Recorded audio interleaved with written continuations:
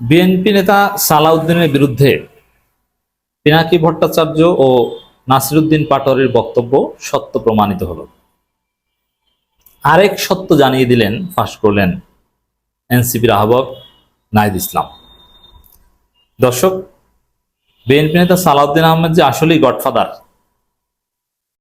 নারায়ণগঞ্জের গডফাদার শামীম ওসমানের মতোই যে কক্সবাজারের গডফাদার হয়ে উঠছেন, ইয়াবা চোরা কারবারি নিয়ন্ত্রণ থেকে শুরু করে মানুষের মাছের ঘের দখল করা থেকে শুরু করে জমি দখল সবকিছুই যে আসলে করছেন, তার যে বিশাল সন্ত্রাসী বাহিনী আছে, এটা প্রমাণিত হয়েছে। নাসিরুদ্দিন পাটোয়ারি বলেছিল না যে আরেকজন গডফাদার বের হয়েছে শামীম ওসমানের মতো, নাম বলেননি, শিলং থেকে আসা, শিলং থেকে পালাতক বা এরকম কিছু। আসলেই যে সালাউদ্দিন আহমেদের ক্যারেক্টার ওইটা, তিনি যে গডফাদার হয়ে উঠেছেন মুহূর্তের মধ্যেই প্রমাণিত হলো। কিভাবে? এক প্রমাণ হচ্ছে যে এই বক্তব্য দেওয়ার পরে হামলা শুরু হয়েছে এবং কক্সবাজার থেকে নিরাপদে এনসিপির ছেলেরা আসবে, এটা নিশ্চিত করতে হয়েছে সালাউদ্দিন আহমেদ নিজেকে উপস্থিত থেকে।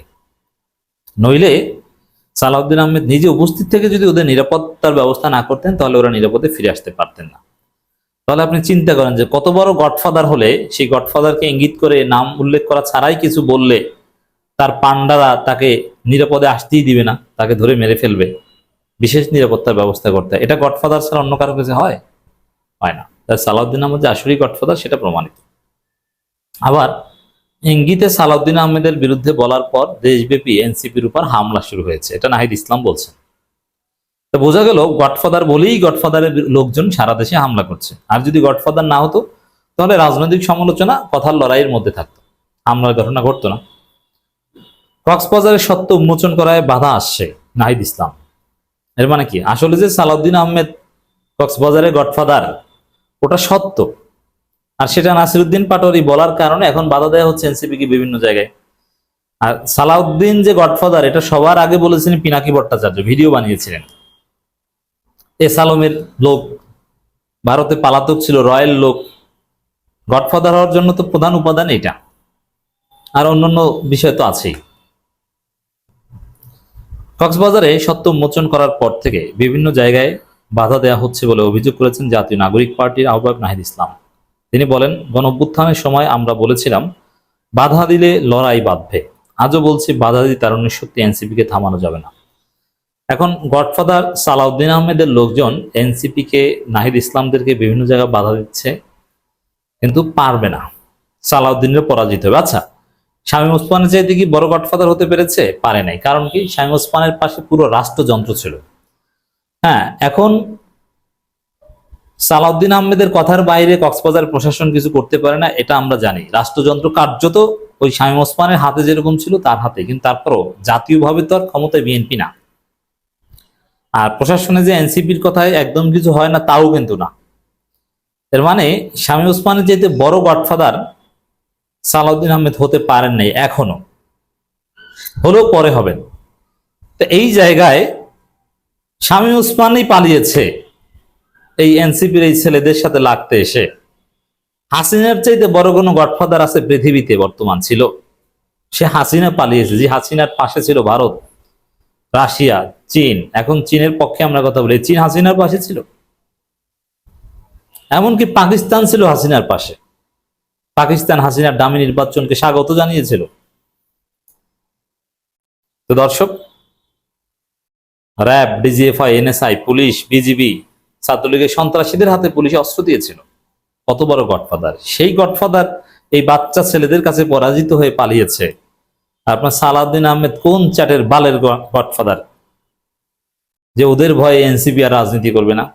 না, এই এনসিপির কাছে ওই গডফাদারদের রাজনীতি পরাজিত হবে। আর বাস্তবতা হচ্ছে, এই নতুন বাংলাদেশে, 5 আগস্ট পরবর্তী বাংলাদেশে কোনো গডফাদারের রাজনীতি চলবে না। এই দুর্বৃত্তায়নের, এই সালাউদ্দিন আহমেদদের এই সন্ত্রাসের রাজনীতি এমনিতেই পরাজিত হবে। জনগণ পরাজিত করবে। জনগণ এই সন্ত্রাসকে মেনে নেবে না। জনগণ রক্ত দিয়ে, জীবন দিয়ে হাসিনার পরাজয় আর এক সন্ত্রাসীদের হাতে দেশ তুলে দেওয়ার জন্য করেনি। চাঁদাবাজদের সেলিব্রেট করার জন্য, ওয়েলকাম করার জন্য জনগণ হাসিনার পতন ঘটায়নি। অতএব এটা হবে না, টিকবে না। এটা ন্যাচারালি এটা টিকবে না।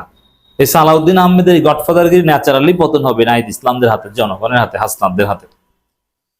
দেরি করতে জুলাই পদযাত্রার অংশ হিসেবে বিভিন্ন জায়গায় যাচ্ছেন এবং এইসব কথা বলছেন। আপনারা জানেন যে চট্টগ্রামে এনসিপি নেতার উপর হামলা হয়েছে। মাফিয়া লুটেরাদের কারণে কাঙ্ক্ষিত উন্নয়ন হয়নি, আমরা নতুন বাংলাদেশ গড়তে চাই। এবং দেখেন যেখানেই যায় সেখানেই এই নাহিদ ইসলামদেরকে স্পেশাল নিরাপত্তা দিতে হয় রাষ্ট্রকে।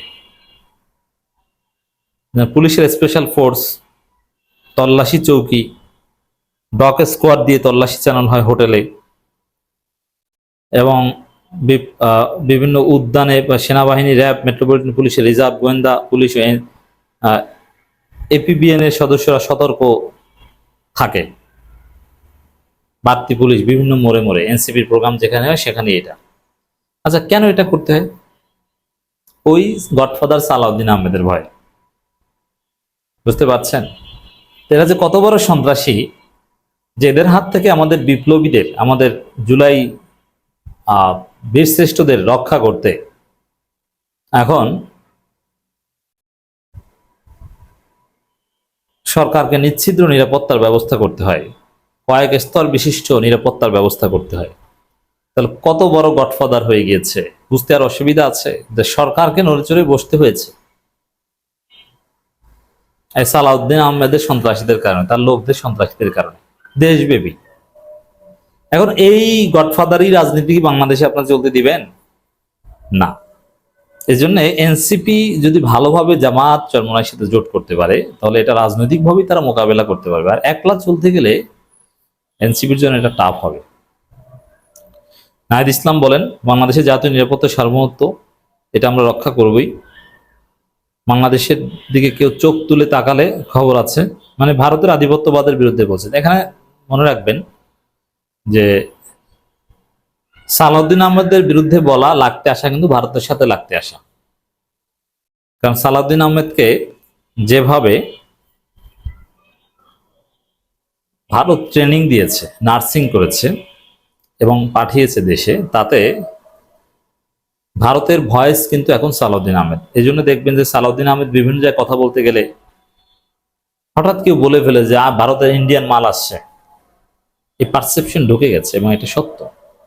অতএব সালাউদ্দিন আহমেদের বিরুদ্ধে বলা মানে ভারতের বিরুদ্ধে বলা, সালাউদ্দিনের সাথে লাগতে যাওয়া মানে ভারতের সাথে লাগতে যাওয়া, আওয়ামী লীগের সাথে লাগতে যাওয়া মানে ভারতের সাথে লাগতে যাওয়া ছিল। এরকম সালাউদ্দিন এখন ভারতের প্রতিনিধি। এজন্যই বিভিন্ন জায়গায় হামলার শিকার হতে হচ্ছে, বেকায়দায় পড়তে হচ্ছে এনসিপির ছেলেদের। বিএনপির অন্য নেতার সাথে, মির্জা আব্বাসের সাথে লাগতে গেলে এত ঘটনা ঘটতো না, যেটা সালাউদ্দিন আহমেদের সাথে লাগতে যেয়ে ঘটেছে। সালাউদ্দিন আহমেদ পিওর গডফাদার হয়ে উঠছেন।